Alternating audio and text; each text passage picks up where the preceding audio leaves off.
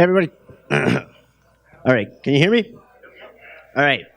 So my topic is zero-day phishing emails, but you probably might notice throughout the whole thing that I probably might not get to it till like later on through the presentation. So it's kind of more like a news headline just to kind of catch your attention. Yeah, it's not really all that great. I mean, email's been around for a long time, right? Almost like as long as the internet's been around. So it's nothing really all that amazing, and the protocols around them are pretty old, and they're always been used as an attack vector. So a little bit about me. I'm about 31 years old, nothing really amazing. Went to school, dropped out, finished high school, went to college. Your average Joe. Without further ado, I'm just gonna make out some disclaimers. First off, a big, huge thanks to our sponsors for making this happen, as well as the organizers and the volunteers. So let's give a big applaud to them because, this wouldn't be happening. I wouldn't be here right now if it wasn't for them. The next disclaimer, I'm not an expert. I'm generally not an expert at almost anything. So like, I'm a generalist, so like I do a lot of little things in every field. So I've done a little bit in storage, I've done a lot in networking, I've done a lot in server sides, hypervisors, a little bit of everything. For the most part, like as far as networking, I've had my CCNA, but it's since expired. I haven't kept up with it. Hypervisor side, I'm getting my VCP. I'm working on that. So there's a lot of different aspects when it comes to IT, and to be the top of every field is just not really possible. So I just want to get that out there. I'm not an expert. Even everything I'm about to describe here, I've done in like maybe 2 weeks. And it's going to be covering basically about email and like the latest email security measures that are out there and what people are using to basically try and avoid spam and all that other kind of nuisance that everybody hates with emails. You can look up the little link there, that's the number 11, that's in my references, and that's about this video that's called The Expert. I don't know if you've ever seen it, but it's basically a guy that basically tries to describe how you can't have 3 perpendicular lines with the same color with invisible ink. It's really funny, check it out. Like I said, this presentation is more about latest email stuff, and I just want to get out there. I hate emails, and yet I'm doing a presentation on emails. It's fantastic. All right, so first off, a little bit about email protocols and the history of emails. Like obviously the most one that people are familiar with is SMTP, which is a simple mail transfer protocol. It's the internet standard, whatever, blah, blah, blah, blah, blah, RFCs. Nobody cares about most of this boring stuff. Although email servers and other email servers use SMTP to relay stuff, the others protocols are out there for receiving email. We're not going to cover most of this stuff because I just don't want to get into the details of it. I just want to talk about a more generalistic concept of how this stuff is used and how it's also exploited. So for the most part, this stuff's boring, so we're just going to kind of jump through it a little bit. But more we're going to talk about like how the history of email has been used as an attack vector. So emails are obviously like one of the main sources that people try to use to try and gain access to your system, because let's face it, the bottom line is your end user, and your end user loves to click on things, and they're not the brightest tool in the shed, right? So us as administrators, we got to like try to do our best to try and protect them. And that's involving a lot of layers of systems, systems that are in play and all the different algorithms that are in use, the configurations of all these different systems. It's a lot for anybody to handle, never mind one person doing it in a small business. So phishing shouldn't be any surprise to anybody here. Like, who's received a phishing email in their life? Like, put up your hands. Anybody phishing email? Really? I figured more. So like, there's a lot. Basically, anything that just tries to get you to like click a link or like open a file, right? It's basically like they're trying to phish you to basically get access to your system. There's a lot of stats on this stuff. Even in the last couple years, like the amount that these hackers are using this mechanism to try and gain access to our systems is ever increasing. So we try to implement these systems to try and avoid this stuff, like our mail relays, and we try to have these rules in play with our mail relays, but they'll include different like special things like block lists, web reputation, URL categorizations, like all this stuff, but an administrator has to configure them all, has to see kind of what's happening to the system before they can properly, build it to properly block what they want. I mean, they've got a lot of predefined stuff that you can configure, and it'll block most of it. Let's say like 85% of it. That's great. That'll block a lot of it, but stuff still gets through without you having to do a lot of extra work to make it work the way you want it to. So the start of this talk that I want to present here today was actually my colleague basically forwarded me off this Reddit post about this other guy who's basically a system administrator and how he worked to make his email more secure. And he referenced a site called Mail Tester, and I went there for the first time, and I'll show you my first results, but remember that I've inherited this system, so when I joined the company that I work for right now, obviously I didn't build everything, so I got what I had, and I was just there to try and make things better as I work there. So here's my first results. Doesn't look great, does it? It's pretty atrocious, actually. So what went wrong? Basically, a lot of the checks that this site uses is basically it uses a lot of today's modern security systems to try and make sure that your email is coming from where it is, who it is, all that other stuff. So to call it short, it's basically SPF, DICM, and DMARC. And they kind of work together all as one to try and really make your email as secure as possible, but it in and of itself is not a really good defense mechanism for incoming mail. It's more like it's there to prove that any email coming from your domain and your company is from your company. And so this prevents a lot of other things that we'll cover a little bit later.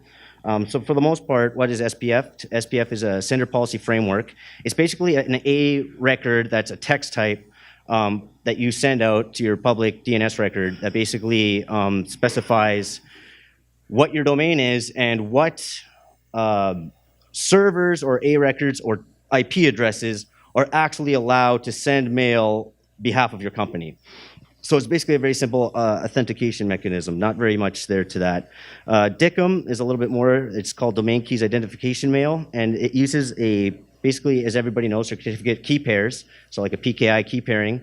And what you do is you publicly post your DNS public key, and then anyone who wants to verify, there'll be, they'll check the key, and then it'll make sure that that mail did come from your actual server. So that's the next part of it. And then there's basically DMARC, which I'm not gonna lie, I haven't actually configured that part of it yet. That's basically more like, it's called domain-based messaging, authentication, reporting, and conformance. And basically what it basically does, it allows you to create actual rules depending on what happens to the first two parts. So if like SPF or DICM fails, you can tell other mail servers basically what to do about that failure. And so you might configure, you might think like, yeah, you don't have control of other mail servers, so how do I know if my mail didn't get through? And so DMARC actually covers that in the system, and that it actually sends a report sort of towards the domain's mail administrator to see if there's any kind of failures. So I'm just covering the basics of this. It gets pretty complicated, and I did this all in like a couple weeks, so I didn't really have a chance to fully finish it. But I'll just cover what I did. And so first off comes the SPF. And so the SPF, like I said, is just a simple another A record. It's a text record, and it's basically just specifying the version of SPF that you're going to use and what you're going to basically tell the other mail servers to do if a pass or fail happens. And so there's a soft fail and a hard fail. And so if you're first starting off with SPF and you're not really sure, hands up, who actually configures email here in their company? Quite a few. How many of you guys actually have set this up, SPF and DICM? All right, so quite a few. So it's nothing new. That's good. So basically all it does is it just basically tells you, if you first want to start off with a soft fail so that your mail still goes through, but it basically sends a flag in the header basically saying that it would have actually failed. And so if you actually have a hard fail, the other server should technically not send out the actual email. All right, so moving forward, like again, SPF. This was my first mail record that I configured. So you can see it's got the version, which is SPF1. It's basically saying that any A records that I have in my domain that reply can be actually used for email. So this is just, I kind of use this as a safety net when I first built my first SPF record, just so that I want to make sure that email did actually flow. As well as I put in any MX records and an actual public IPv4 address that I actually send my mail from. And then I put a soft fail at the end of it just to make sure, double make sure that, if did something fail, that mail still went through. Because obviously when people don't get their email, they get pissed off. And I don't want to piss my users off. I just want to make everything as secure as possible. So I used MX Toolbox. So for anybody, who here's heard of MX Toolbox? Good portion of it. It's a good site to go to if you just want to do lookups on other sites or IP addresses or any kind of records or anything without coming directly from you. So if you use who is from sysinternals. Sysinternals, anybody? Hands up. Who uses sysinternals? Good stuff, sysinternals. So this won't come from you. This won't look like because if you have your NAT, your it'll come from you. So this will look like it's coming from them. So it doesn't really matter when you're doing this kind of a lookup. So here's the actual mail tester results from the first thing. So basically it says that yes, now you can see that my public IP address that's sending the mail is actually authorized to send mail on behalf of my actual email address and my domain. So that's the first step. We've gotten authentication now. So next we need to set up the DICOM part, which is the key pairing. And so this part required a little bit more work and a little bit more reading up on. And so it's going to be dependent on your mail system, and particularly the mail relay if you have one, or just the Exchange. If you're using Exchange, it's going to be the external port connector. You'll have to configure it in there. And I haven't set it up for Exchange personally. I've only done it for my mail relay, which I use is Trend Micro. And that also uses a cloud pre-filter to try and help scrub out mail before it gets even into my internal network. Continuing on, mail tester also stated in one line that my A-record mail host record was actually no good. So as other people, the other post stated that there's a lot of local host records online, which really shouldn't be there. So if you actually looked at the headers of the emails that I sent out, you would actually see these local addresses. So I wanted to kind of fix that. So one of the things in my upgrade path, personally for me, to get this to work in my mail system, I had to actually upgrade my mail relay. So one of the first things is, obviously, if you don't use a virtualized system, if you have this running on a piece of hardware, I feel sorry for you. But I was all virtualized at this point, so I basically just made a snapshot, and I basically created the A record externally. How many people, obviously everybody here knows about DNS, but how many people here know about split DNS?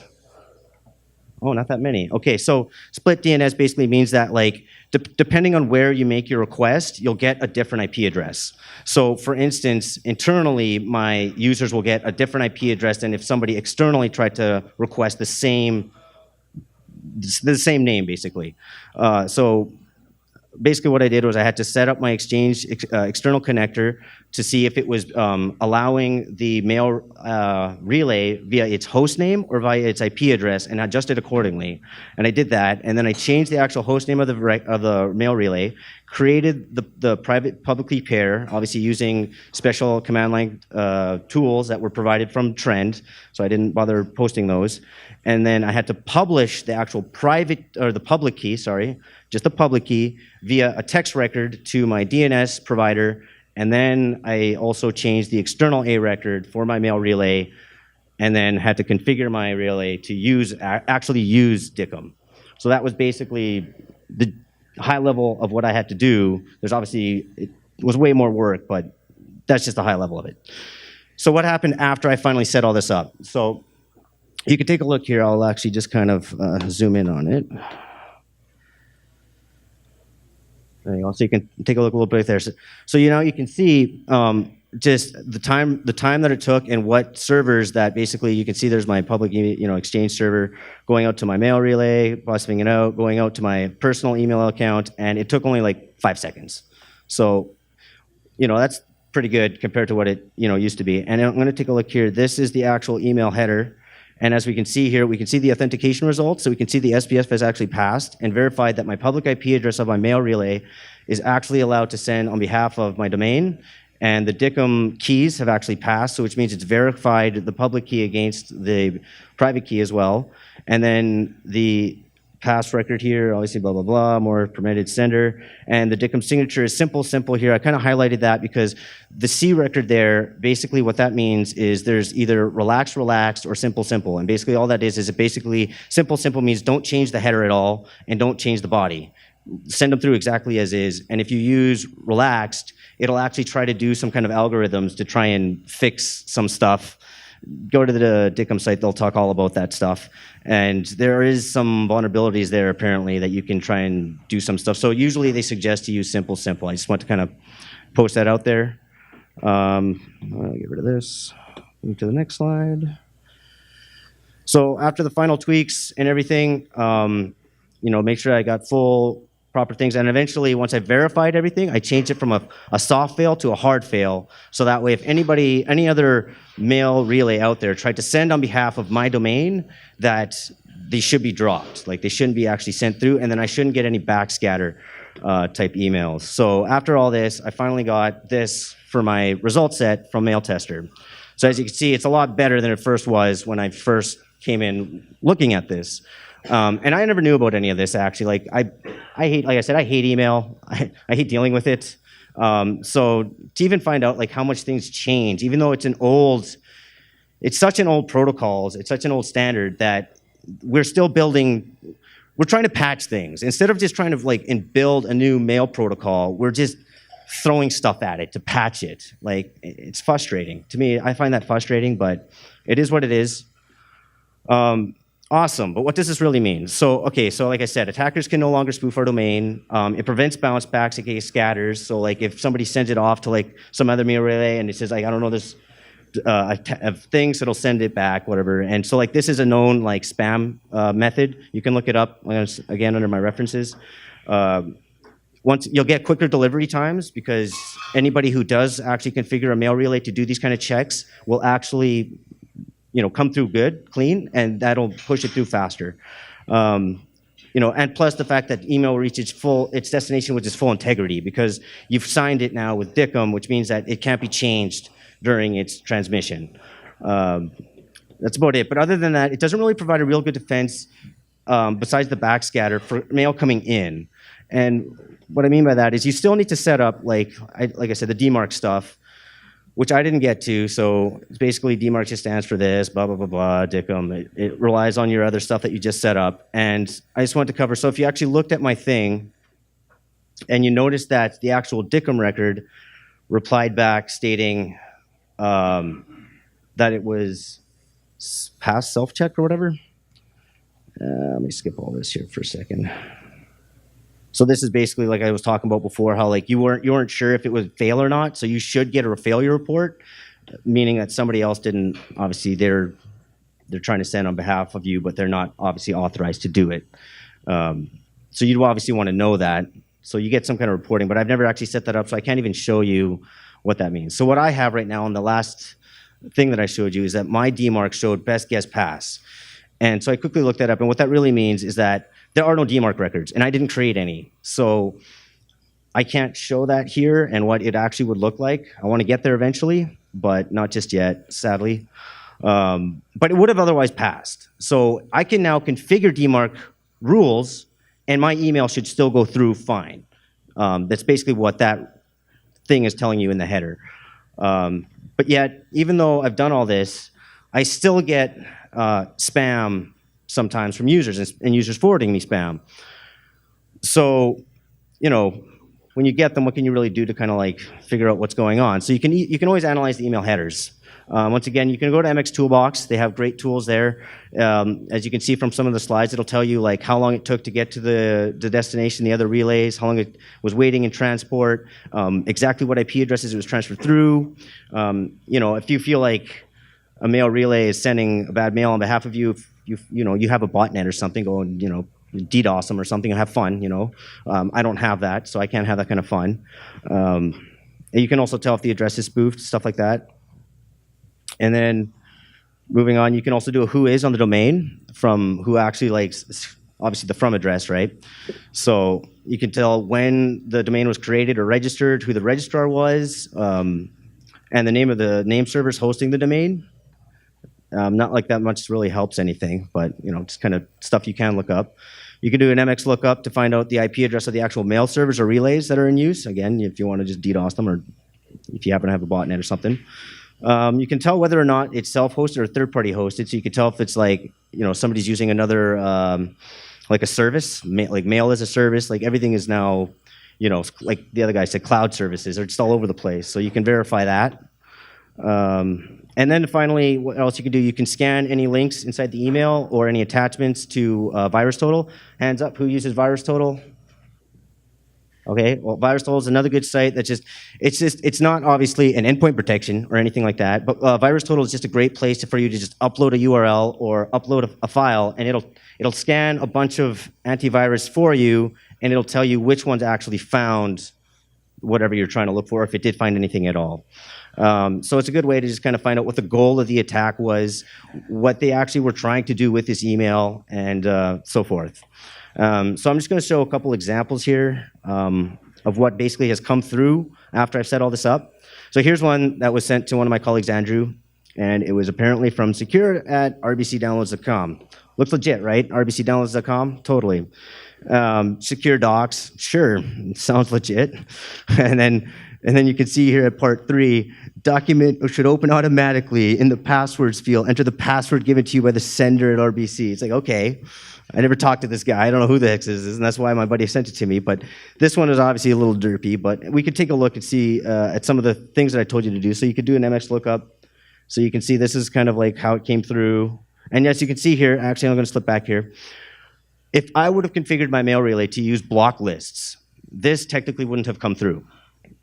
And you can use MX Toolbox to actually look up which block lists the sender IP address has actually hit if you wanted to find out a good source. Or let's say you get a lot of these and you go in MX Toolbox and you scan a lot of them and you find that one particular block list keeps catching them all.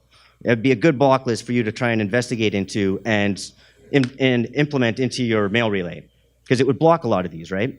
So I didn't have this set up, for instance, in mine, so it came through. It's one of those things like the layers that you have to configure in any kind of system, including email. And so here you can see, I'm going to actually zoom in on this. So this RBC download, 5 minutes. So this rbcdownload.com came from GoDaddy registrar, who I'm not a big fan of. And you can see that the creation date of this domain was actually created the day of when he got the email. So this rbcdownload.com that he's trying to get this guy to, obviously get him to open this secure docs document was created that day. So even if you're using your mail relay with web reputation and all that other stuff, unless those things are updated, up to the day, up to the second, that rule won't catch this. So the only way it would have been blocked is if I had a particular block list that knew that IP address that it was sending from was known for spam, which again you can see via the MX Toolbox records. So moving forward, this is another good chance for you to utilize or test your endpoint protection. So for instance, obviously I wasn't going to open the file because I didn't want to do it because this is an actual system that isn't a honeypot or anything. But because this is my actual system, I decided to just run Defender on it, and sure enough, the latest Windows Defender was able to pick up on it. So it's just a good chance for you to just scan it. And if your AV doesn't pick up on it, and you put it up into VirusTotal and something else does, it just kind of shows you that maybe your current antivirus vendor isn't quite up to snuff or keeping up to date as it should be. Just something to keep in mind. Here's one this is the one that I actually put in that was found by Defender, and I put it up in VirusTotal, and as you can see here, it got a lot of hits, almost 50%, like huge. This shouldn't have even gone through. I don't even know how it did.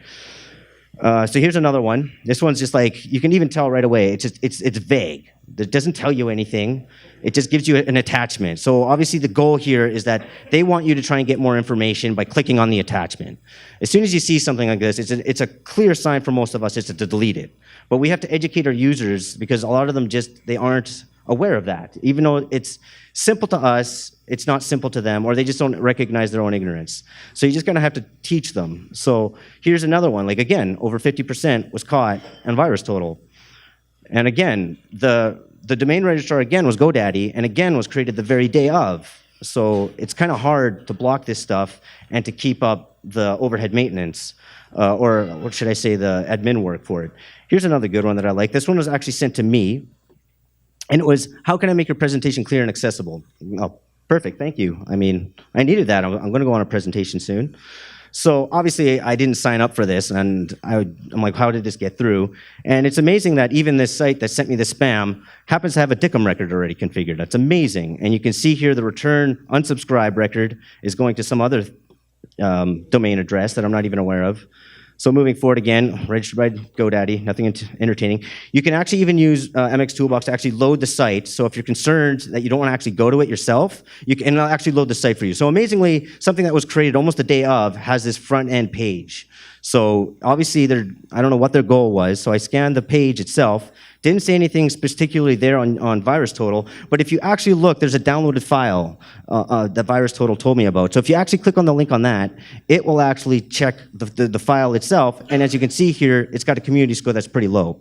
You can look at the comments, you can read what people say about it to find out a little bit more if you want to dig in to see what it was doing. But other than that, like, we just know it's a bad file, so we're just going to go ahead and delete it.